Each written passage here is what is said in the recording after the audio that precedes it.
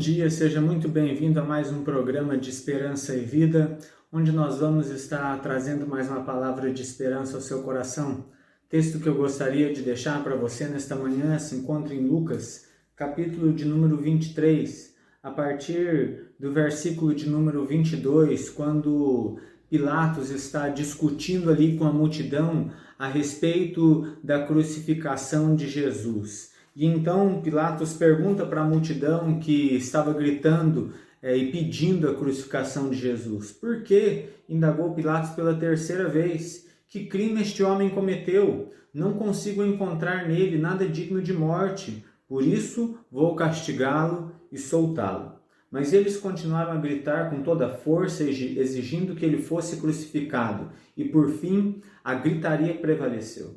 Pilatos deu seu veredito dizendo que o pedido deles deveria ser atendido e libertou o homem que havia sido lançado na prisão por causa da rebelião e assassinato e entregou Jesus à vontade deles. E enquanto o levavam, agarraram um homem de Cirene chamado Simão, que estava entrando na cidade e forçaram-no a carregar a cruz, seguindo atrás de Jesus. É interessante que nós vemos aqui uma situação de praticamente desespero da multidão, onde a multidão grita com cada vez mais força, pedindo para que Jesus fosse crucificado. E nós vemos aqui todo o poder das trevas tentando empurrar Jesus o mais rápido possível para aquela cruz, para que ele fosse morto o mais rápido possível. Pilatos, de alguma maneira, ainda tenta evitar que isso aconteça, mas as trevas também se apoderam dele e ele cede ao clamor da multidão. Jesus toma sua cruz e começa a andar, mas Jesus está andando de maneira muito lenta e ele não consegue andar da maneira que a multidão gostaria que ele andasse. Então as trevas ali, na ânsia de acelerar aquele processo, escolhem um homem chamado Simão, que vem da cidade de Cirene, estava passando por ali, e jogam este homem até aquele lugar, jogam a cruz sobre ele para que ele ajude a carregar aquela cruz, para que aquele momento acabasse logo. E nós vemos que enquanto as trevas tentavam acelerar cada vez mais a sua vitória, o que acontece é que elas estavam sendo usadas por Deus para que aquele homem chamado Simão conhecesse a Cristo.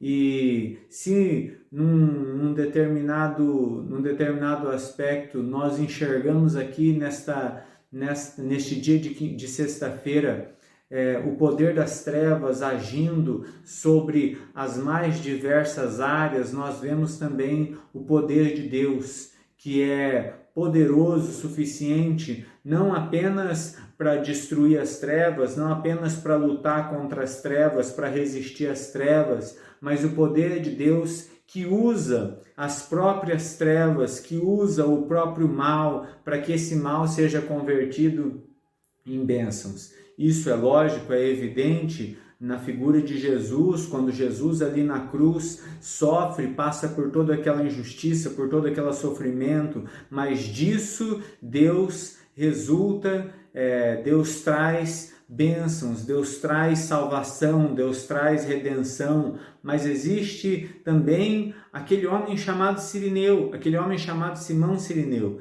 e ele está passando ali, ele não consegue entender o que está se passando, ele não consegue entender qual é o tamanho da luta que as trevas estão travando contra o Filho do Homem. As trevas o empurram até a cruz e forçam ele a carregar a cruz, e mesmo as trevas forçando aquele homem a carregar a cruz, o que elas fazem é fazer com que aquele homem, através disso, conheça o Senhor Jesus. É interessante que Simão Cirineu carrega aquela cruz durante algum tempo.